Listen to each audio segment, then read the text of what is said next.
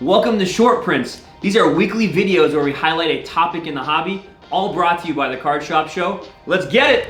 So what's the deal with Marvel cards, right? I mean, these have been things that have been around forever, and all of a sudden, we've noticed in the last maybe couple years, the pickup of them. As you know, with the boom and the pandemic boom with cards, we started to see it with Marvel, specifically that like 1990 Marvel Impulse. I think it's down here somewhere. Here it is, the 1990 Marvel Impulse Spider-Man. Like, that's one of the key cards from that set, right? So the Stan Lee rookie card, people call it, is in that set as well. And you have all these kind of iconic images when they first came out. So they've come back. But a lot of people don't know the history of Marvel. So it started in like maybe the late 80s, early 90s. You had these like vending stickers, and then you had Impul and Skybox and Fleer and Flare that came out. This is 1994 Marvel Masterpieces edition. And the cool thing with like this stuff is on this box you have the KB Toys sticker. Shout out to KB Toys back in the day. But like you had these boxes that were really cool because these artists were specific to the set. So like 1994 was done by a specific artist, and it really brought the comic crowd into it. But there was never really that huge carryover, I think, into the sports card market and how people saw hit. And it wasn't as big as we started to see when the card market died in the later 90s. We had a bunch of Fleer, we had a bunch of Marvel Masterpieces, we had a bunch of Skybox, Flare, you had all these cool brands that came out in the 90s. And then rolls around to like kind of when the card market took a little bit of a dip. Late 90s, early 2000s into maybe mid 2000s, Marvel cards really, nobody was buying them. They were so cheap. You could find them at flea markets, you could find them at garage sales. Binders were super cheap. And then what happened in 2010s was Iron Man came out, and I think you started to see the transition from movies, right,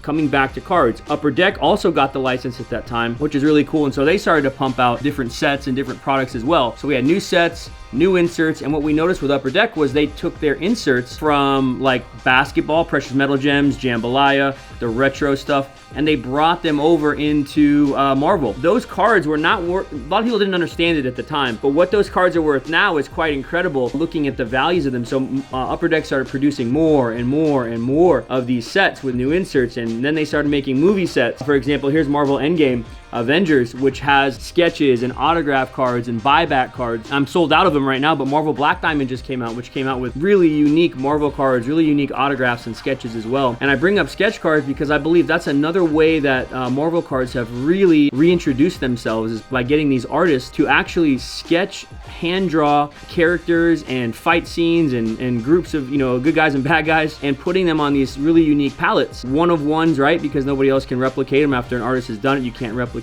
that. And we started to see these sketch cards now, and I notice it more than ever, becoming much more unique, much more involved, much more valuable. I have one out here of Captain America. This was a case hit incentive. This actually wasn't through Upper Deck, it was through somebody else, I think. This, look at the detail on a card like this, right? It's just so unique. The Captain America looks like there's no way that could be drawn, but someone did that on a card. You have these palettes now with one-of-one sketch cards that people are just loving, collecting them, collecting different artists. And it's a way that the comic book world has then now combined with the art and the collectability of a trading card with a small palette, and now we have that, right? So we have these just crazes for Marvel cards, and because Upper Deck is behind it, I think it's kind of put them in the forefront with the quality of cards that they're making. So that's where we're at with cards. Hope that's a little bit of a history lesson, but I do see the market growing exponentially and people being very interested in Marvel and Marvel cards in general. So check out this card. This is one of the old Marvel Masterpieces case hits, right? So you have these cool cards, Captain America, Red Skull, really unique foil, right? Super cool card, but they didn't even like have any way to signify it. So these were like case hit incentives, and they were signed in the boxes by Juiceco. He's one of the artists. And the cool thing about this was like, that's just how it was back in the day. You didn't have any way to know. You just had to flip around and find it. So here's a I think it's 92 Masterpieces Juiceco case hit foil card that's been autographed by the artist. And of course you have Red Skull and Captain America,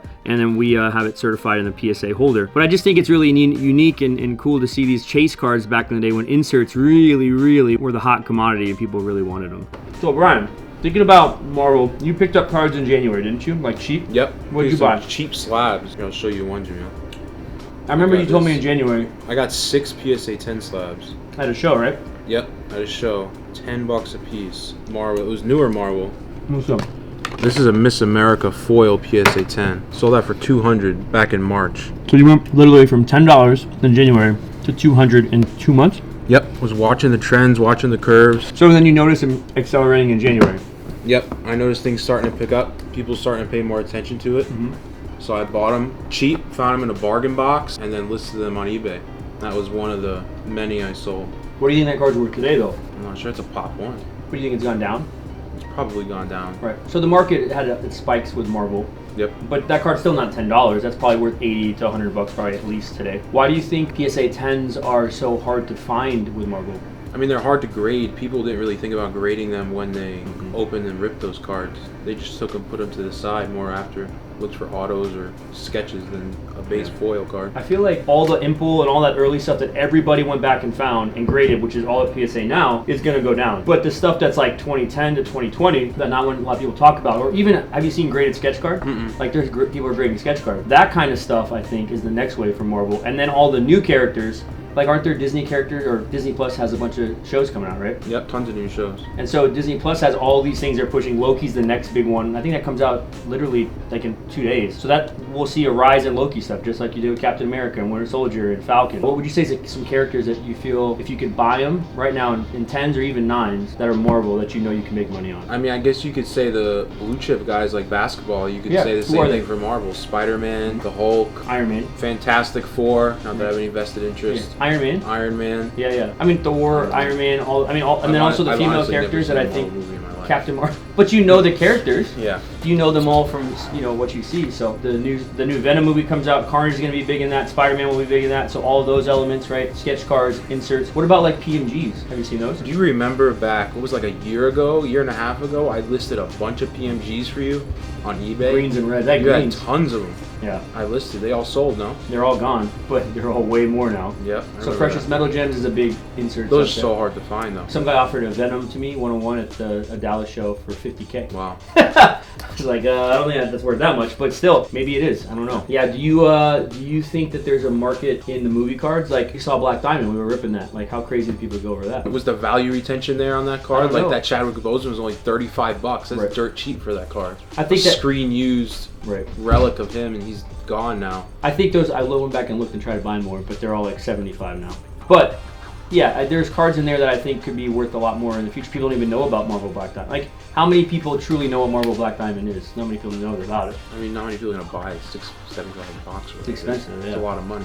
Yeah. Limits to people. I think that's been fun to break. Have you noticed anything in breaks? Like people enjoy breaking Marvel. I feel like they don't know what they're breaking, like sports cards. But I think the price point at $100 to $200 to $300 a box. I think there also should be better hit potential in Marvel. I mean, I don't want was it Marvel Age or something? The best card you can get is like a coin card or something dumb like that. Yeah. I mean, maybe some people like that. No offense. I'm not trying to offend anybody. Yeah. But I think there should be like a Robert Downey Jr. like Chase auto or something. Something big you can hit. Yeah. What about the Premiere? When we opened Premiere sketches, did you like those? The booklets? Remember the tins? Oh, that was pretty cool. Those were nice looking. Tell them about the differences between what you could get. There was the dual book. It was dual on top, or 3 panels, or 4 panels, right? 4 was the most. Yeah. And there were some really nice looking 4-panel sketches that I bet them artists took forever on. I think the value's there for them. Hope you enjoyed that episode of Short Prints. Please LCS, of course, like, comment, subscribe, and we'll see you next time.